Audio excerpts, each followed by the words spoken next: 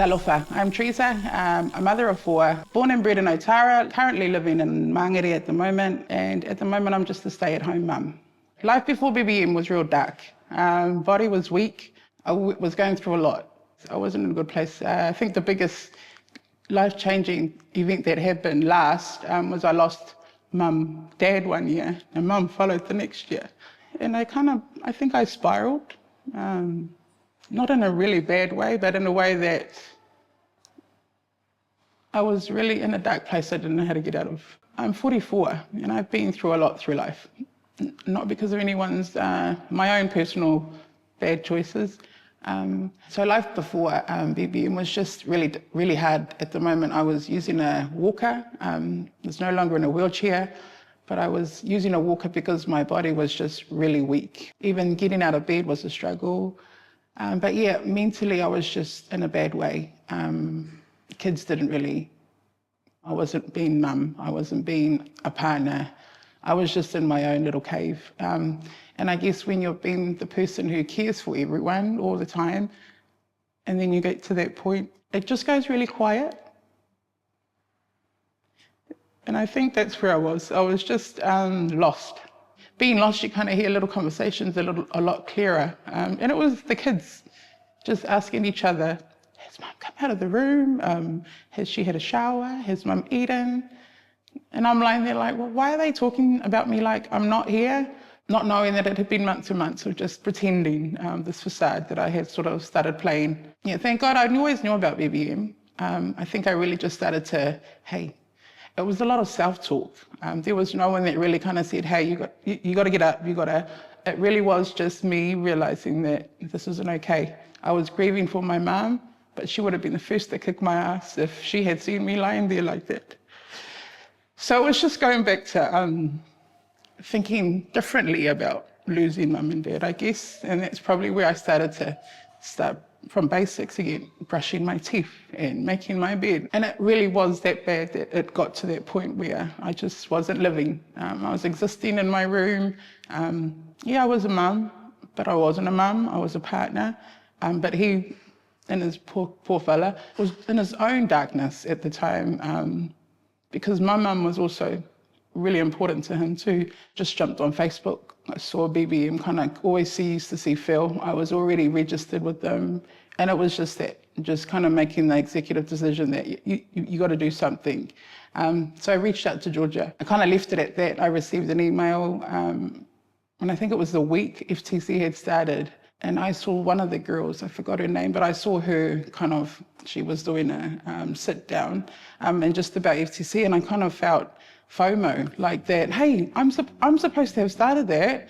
And then I reached out to Georgia again and she said, hey, come through on Wednesday. And that morning I remember it clearly. And I guess that's why I'm so proud when I see them walk through that door, because that was the hardest part. My partner was trying to sort of keep me up, but I was, put my walker in the car. And it was those little things like, oh, Shane, I'm going to walk into that place feeling like shit, and I look like shit, But yeah, once I walked through, I will always forget that. I walked through the door in my walker, smile, huge as, but inside was crying like, I don't want to be here. This is so shaming. I don't want to do this. Again, a lot of self-talk, but it was the sabotage part that was kind of coming through. But I persevered. I walked through, sat down, kind of like talked to people, and before you know it, BBM's my second home. I think 2-3 days is the max when I miss a class, and then I start getting the emptiness. I just need to go fill. And I know, again, I can fill. There's so many places in my life where I can go to fill my cup, but nothing like BBM works for me. My family, I can be surrounded by them, and that's we're doing different kind of activities now and things like that. But yeah, so just with my spine, it must have been happening over a couple of years. But in 2020, I turned 40. And it was like the engine light going off in my body. My legs just started kind of getting numb now and then. I was caring for my dad who had Parkinson's at the time, as well as the kids were still pretty young. So you kind of just, that mum mind, I sort of fall down, sort of get up, and then you sort of just keep going. I think that happened for about half a year. And it was just starting to get worse. to the point where I fell down the stairs one home, but falling down the stairs was kind of the norms, kind of, Mum fell, and you get up, sort of dust it off. But that morning I felt the shooting pain up my spine. I went in, it was a Thursday, and just like walking through these doors, I remember it distinctively because I went in on Thursday. My legs were numb where I needed crutches. I couldn't move it. Like my mind knew my legs needed to move, but my legs would just not move. I had an MRI on Thursday evening. Friday morning, a surgeon comes and says that I need to call my family in and sort of that was the first indication of, holy shit, this is sort of not, I didn't call my family. Mum and Dad are real people of faith. And I think at that age, I was kind of like, hey, this is my call. I did call my older brother, had a cry and said, I've just been told if I don't have an operation, it's an emergency. So the surgeon had an all-day operation throughout Friday. And he said to me, look, this is severe that I need to take you in first thing tomorrow morning, which will be Saturday morning. And in my head, well, you're going to be in surgery. And so I was starting to just overthink things, whereas it was, okay, I decided, and the chances of me walking again was 60% chance. And he was explaining that, I don't know if this will help you, but it probably could sort of give me a little bit more independency through life if I get this done. The result of not doing it was I will be paralyzed. So I went in, it was an 18-hour surgery. I went in on Saturday morning. I think I came to, it was like Sunday afternoon. Machines and everything. I was in ICU for observation, but my whole right side was numb.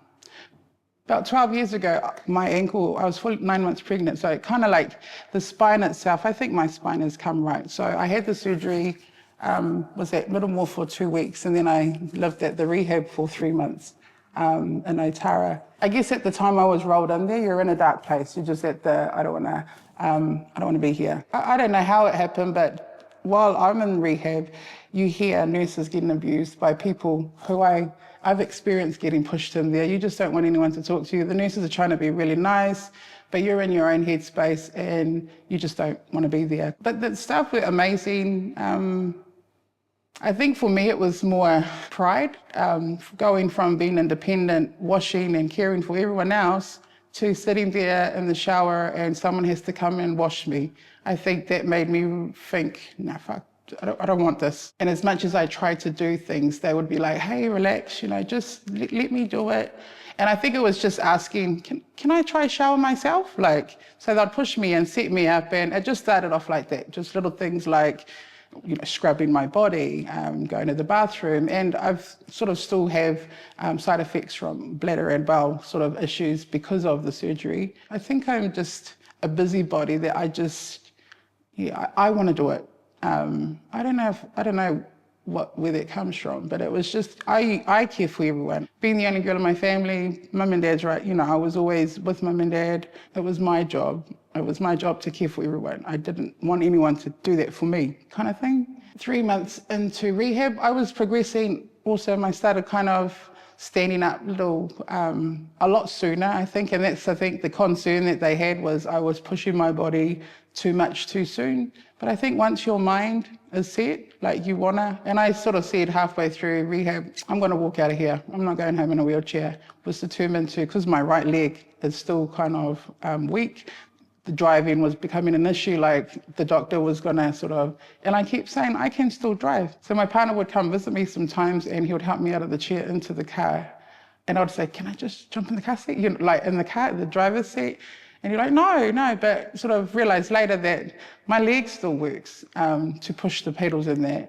But the doctor did have to sign me off to say, yes, I'm allowed to drive. So just those little things were wins for me back then. And I think that's just how I've looked at life. I think since surgery, and again, the journey is the journey. When we're high, and there's always a low. But it's knowing how to get back to that high when you're at the low. And I think that's the biggest lesson I've kind of learned throughout the journey, is to center myself, but know also how you're feeling. And that's one thing I've kind of, I guess I can say, because Mum and Dad have sort of graduated from this earth, but it's just taking what they taught me, what I saw growing up, and being able to kind of say, hey, it's my life. I use it. I take and put it in my kite, and I use that for my own little family, bringing my own children up. And I don't get it right all the time. I'm 44 and I still apologize to my children for, my stuff ups. But I guess we live and learn. And I guess the best thing, see, I'm jumping all over the show. But yeah, surgery I ended up walking out of the rehab to jump in the car the day I was going home. Went home in a wheelchair, and I was in the wheelchair for a bit. But yeah, again, the mind was like, I cannot mother these kids. And my kids are not just that. Yes, mum, no, mum. So it was that. I was like, nah, so these kids are going to run around me, So I started cooking. So my kitchen is just a little square kitchen, so the wheelchair could fit in there. And it was just me being me, and I'd pull myself up on the benches and chop the meat or and the kids were around me, and it was just something. So that was kind of my time with them. They'd help me cook dinner. But it was for me getting up and down also. So when I did get discharged, I have all these nurses and people that are supposed to come in, and I had a cleaner. I had, resources that I was able to utilize to sort of minimize any further injury for me. But yeah, I'm that person. So they'd come to do the 2-hour clean, and I'd be like, go have a coffee. Just say you've done your job. It was kind of like, I'll do it. But the other thing was, if I can't do it, I've got 4 kids. What are they going to learn if I can't do it and I get you to come do it? Like, it was that. It was just getting the kids in there. It wasn't at my standard, and I was that mum, but that's what I've learned, is to just pick my fights. Kind of like, the dishes are washed. They might not be washed how you like them washed, but they're washed. And I guess that's the beauty in this now, is mum and dad are no longer here with us. I have the time to pour into everywhere else, especially myself. And I think that's where it always started. It was just, I was filling everyone else's cup while I was empty all the time. And kind of when you do that time and time again, you kind of get used to it, and you kind of just have this, I'm good, but when walls come down and you actually really look at things, it's okay to not please everyone. But I guess now I look at my children and I want to role model what I'm saying, not just say it, but I want to actually show them what I'm doing. And that's the beauty of my journey, is everything I've learned, I apply. There's no point in learning something and just kind of keeping it stored. It's actually being active about the change. And now I see my kids are kind of jumping on. Like, sort of like, they love their Monday class. My partner loves coming to class.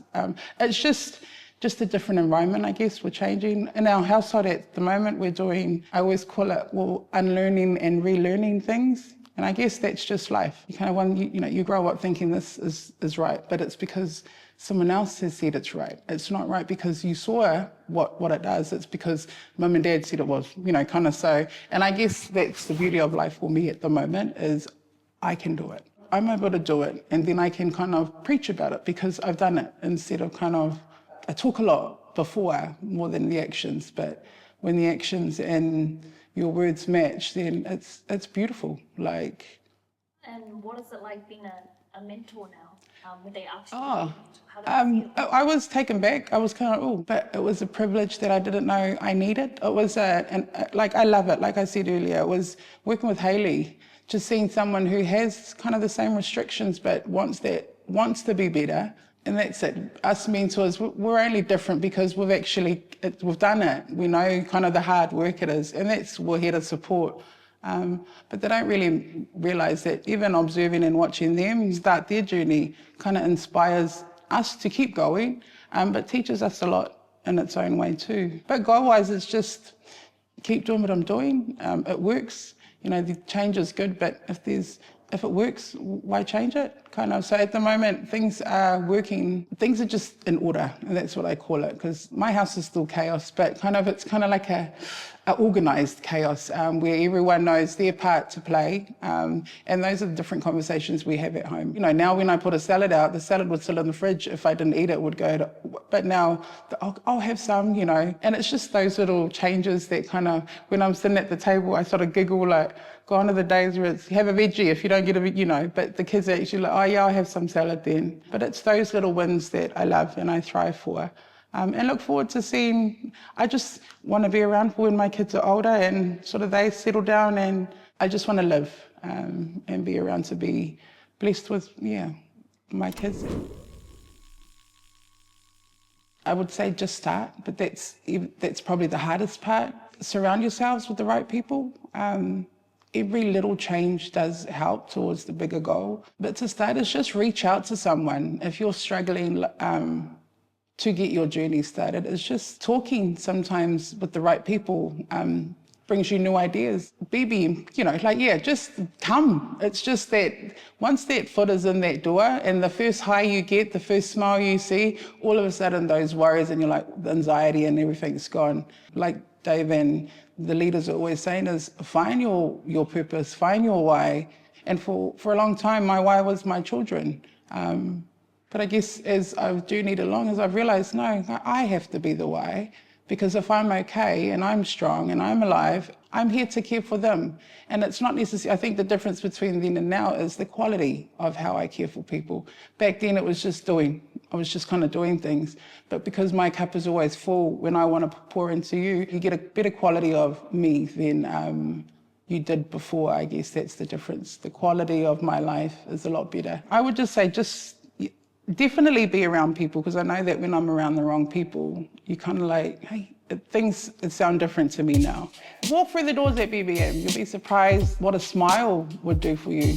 But yeah, don't let those negative thoughts and that your mindset hold you back. Just come to BBM. You won't regret it. No excuses.